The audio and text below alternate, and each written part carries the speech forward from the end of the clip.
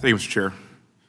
Thank you, Director, for being here today. I know it's been a very long day, busy day on Capitol Hill, and also I want to apologize in advance if there's any repetitive questions from me. But I have to ask, given that our sitting president resigned from the campaign on Sunday and the Secret Service Director resigned yesterday, you don't plan on resigning anytime soon, do you, sir? No, sir. Good to go. Earlier today, you told this committee that you recovered 8 bullet cartridges from the roof next to the shooter. And given that testimony, I have 2 questions for you.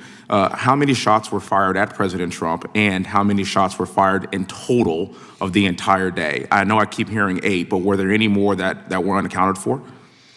The best information I have right now is 8 shots. As to the sequence, I'm not sure I have that sitting here right now. As I said to the chairman, I'm going to go back to my team and see if we've got that nailed down yet. And if we have, I'm happy to share it with you and the rest of the committee. Please do, sir. Thank you very much for that.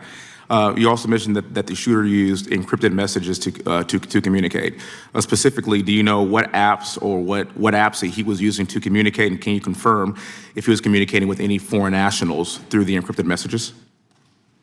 So as to the names of the apps, I don't have that right here in front of me. As far as communicating with any foreign actors, I'll say 2 things. One, we haven't, as I think I've testified before, but we have not, at the moment at least, identified any accomplices or co-conspirators, foreign or domestic. Okay. So that, as to foreign contacts, of course, that's part of why we want to get access to the encrypted messages, because that might tell us whether he'd been in contact with somebody. Thank you. Let's talk about motive. I know the FBI has taken a lead role in investigating the assassination on President Trump. Your team has searched the shooter's phone, conducted countless interviews, done extensive research into his motives. As of today, July 24th, 2024, do you and your team know the motive of the shooter or have any idea on what could have driven it?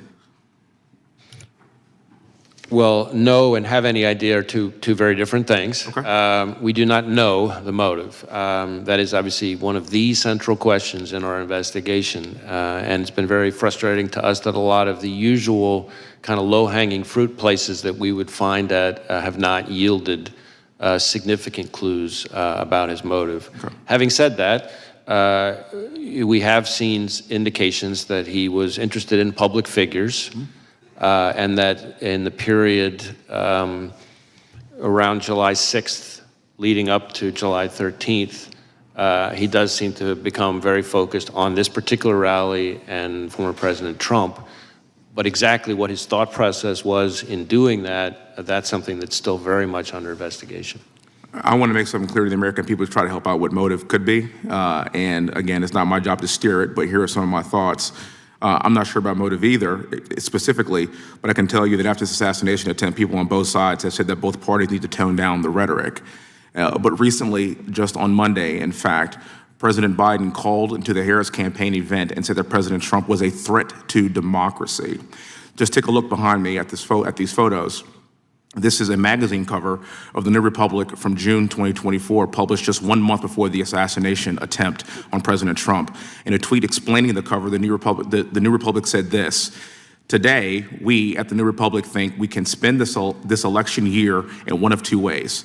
We can spend it debating whether Trump meets the 9 or 17 points that define fascism, or we can spend it saying he's damn close enough and we'd better fight. We unreservedly choose the latter course." Now, sir, I know you said that the FBI doesn't have a clear motive yet, and you've explained that, but in your professional experience as an investigator, do you think that language like this could radicalize someone to engage in political violence? I certainly understand the point of the question. What I would tell you is that, respectfully, I don't think it's appropriate for me as FBI director to be characterizing or engaging in public commentary on specific people's rhetoric, and that's because it's not that I don't understand why you're raising the question, but I'm saying that in my role, I have to be very careful to make sure we speak through our work and we speak through our cases and our intelligence products, not the FBI director chiming in the public square on different people's political commentary. I understand.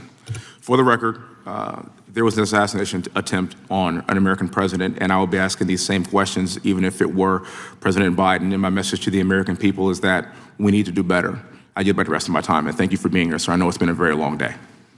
Gentleman yields back. Gentleman from South Carolina is recognized. Thank you, Chairman, and thank you, Director, for being here.